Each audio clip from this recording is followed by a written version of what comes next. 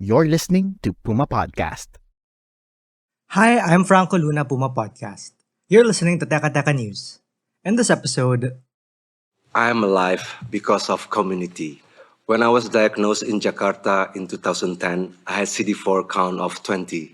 Staff at my NGO took me to doctors. They took turns looking after me. They were with me as I took my first step after starting treatment. They held my hand. They made me laugh.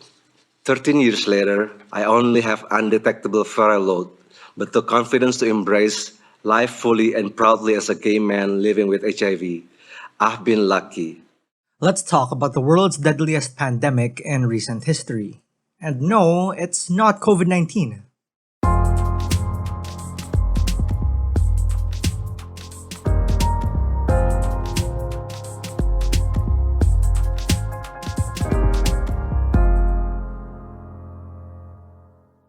The data and evidence in the report we are releasing today shows that there is a path that ends AIDS by 2030.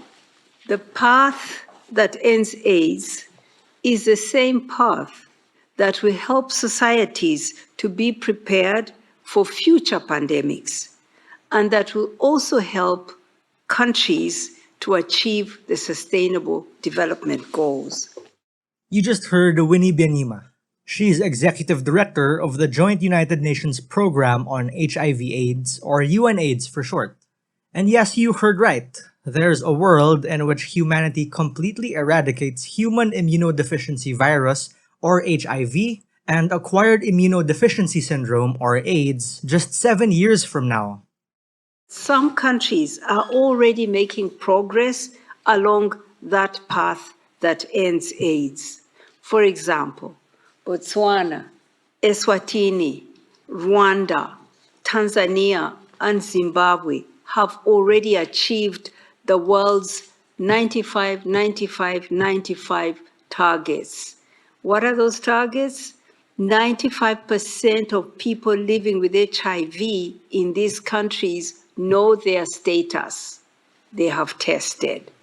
95% of those who know their status living with HIV are also on treatment. And 95% of all those on treatment are virally suppressed. They are adhering, and so they do not infect others, and they live a healthy life. A further 16 countries are close to these targets, the 95-95-95. I know we're all still focused on COVID-19 right now, but that's a big deal. As we all know, AIDS is a global health crisis that has claimed the lives of millions of people. Just to catch you up, HIV is a virus that attacks the immune system, leaving people vulnerable to opportunistic infections. AIDS is the final stage of HIV infection when the immune system is severely weakened. Since the AIDS epidemic began in the 1980s, it has killed an estimated 40 million people worldwide.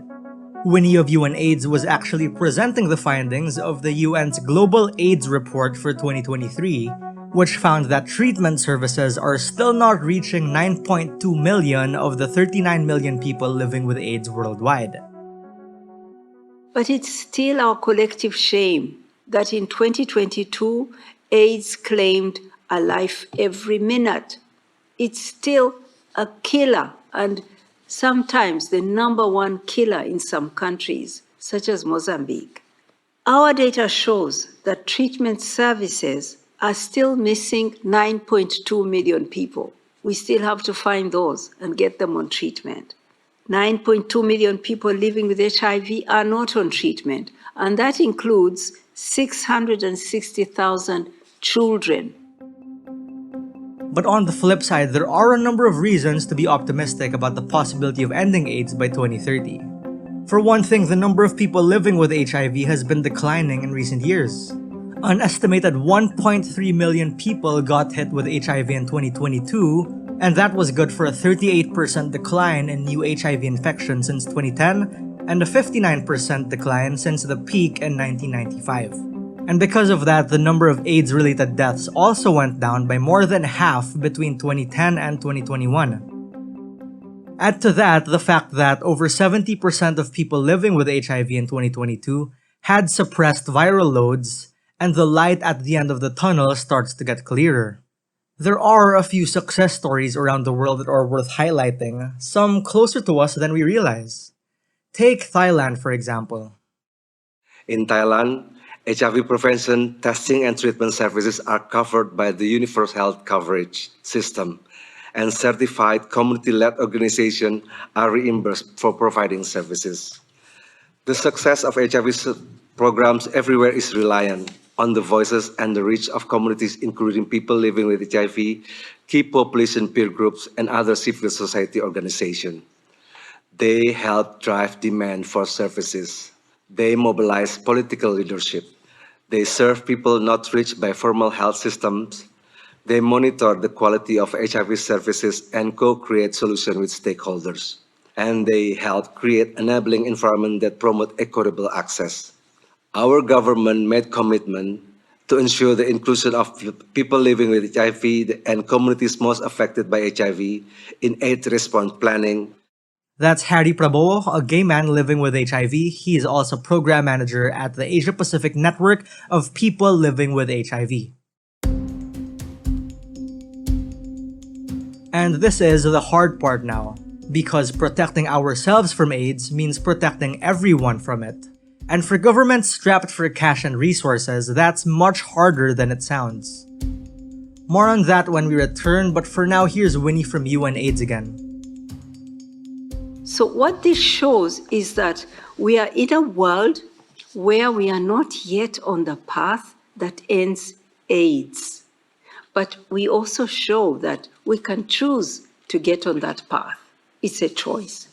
Choosing to take this path means, as we said, following the evidence, not presumptions, not biases, not prejudices.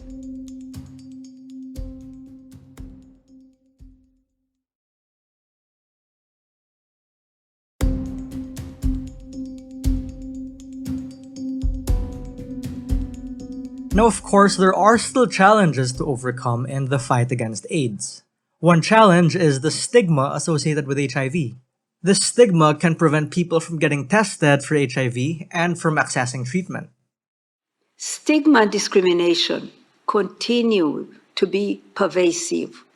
Last year, 59% of people in 54 countries had discriminatory attitudes towards people living with HIV, based in myth rather than reality.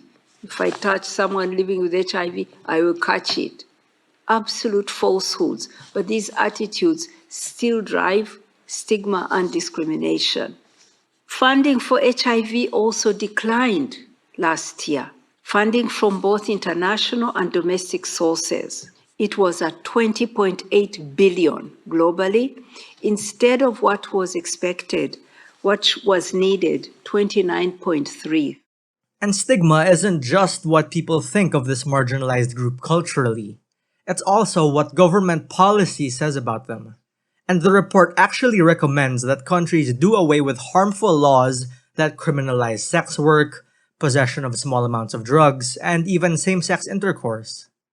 As diverse as Cambodia and Botswana, we see the scale-up of proven interventions reaching the most vulnerable groups, such as girls and women, children, and the key populations. The key populations are men who have sex with men and gay men, sex workers, transgender women, people who inject drugs, prisoners.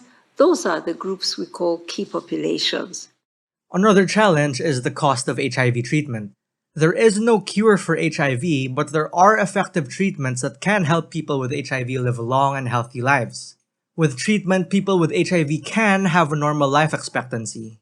Thing is, antiretroviral therapy can be expensive or completely unavailable in third world countries, and this can be a barrier to access for some people. And for countries in the global south, these vulnerabilities are all the more amplified. Closer to home, we're probably still years away from being AIDS-free. That's just the reality of things as it currently stands. Let's hear now from Health Undersecretary Maria Rosario Vergeire to get the situation here in the Philippines. Even before, we had been detecting also, no? Pero paisa-isa lang naman among teenagers. Kaya ang atin nga pong paalala, wala naman talagang pinipiling edad ang HIV. Kailangan lamang po talaga ang ating mga kababayan makapag-ingat, malaman natin kung saan ito nanggagaling at paano tayo mapoproteksyonan. So unang-una, gusto ho nating sabihin na most common cause ng HIV po dito sa ating bansa or even around the world is unsafe sex. So para kayo po ay maproteksyonan, gumamit tayo ng condom. O di kaya kailangan po natin malaman din of course yung history po ng ating mga partners bago po tayo makipagtalik. According to the UNAIDS report, we're still among the top countries in the Asia-Pacific where HIV infections have rebounded in the last year. It isn't just about sex either. As it turns out, drug use has a lot to do with it. And according to the government's Real Numbers campaign, there were still over 10,000 barangays yet to be declared drug-free by the start of the Marcos administration. Meron din mga nangyayari around 1% or less na nag-share po sila ng injection because of drug use. Ito po yung mga sharing drug injection equipment or needles. The statistics paint a good number of how vulnerable certain populations are to HIV. According to the UNAIDS report, women and girls account for 52% of new HIV infections, while people who inject drugs make up for 1/10 of new infections. And while HIV and AIDS have been declining overall around the world, countries like Afghanistan, Bangladesh, Fiji, Papua New Guinea, and the Philippines have seen a rebound of cases over the pandemic. And in those countries, it's key populations in the youth between ages 15 and 24 that are the most vulnerable. DOH USEC Vergeire again has an idea of why that is. Maraming factors why people will get HIV. It is not just lack of awareness, but it might also be peer pressure, especially their adolescents. It can also be the accessibility of this kind of engagements or interactions with other partners. Ang isa pa, accessibility to social media. Ngayon po napansin natin among the young individuals who are practicing unsafe sex, they already have social media applications where they can meet and chat. And then ito na po yung ginagamit ng mga kabataan natin ngayon para sila ay magkaroon nito mga ganitong klaseng pagkikita at illicit behavior. As it currently stands, exactly 112,028 cases were recorded by the DOH from 1984 to February 2023. In that time, the average of newly diagnosed cases per day spiked from just 9 in 2012 to 47 daily in 2023. And a lot of that has to do with solving poverty and our health infrastructure, and addressing the intersecting vulnerabilities that women and the LGBTQI sector face every passing day. Here's Winnie Byanyima again with the final word. The data in this report shows that the path that ends AIDS is not a mystery, but it is a choice. It's a political and a financial choice. World leaders can choose to end AIDS. This report shows how to do it. Follow the evidence, tackle inequalities, support communities and civil society, and find the money that's needed. The path is clear. And that was today's episode of Teka Teka News. Again, I'm Franco Luna. This episode was edited by Freddy Blanco. Our Teka Teka News executive producer is Jill Caro, and our senior editor is Veronica Uy. If you're watching this on YouTube and you appreciated the episode, please do take the time to like, subscribe, and comment on our channel. It really does help us out in the YouTube algorithm. Thanks for listening.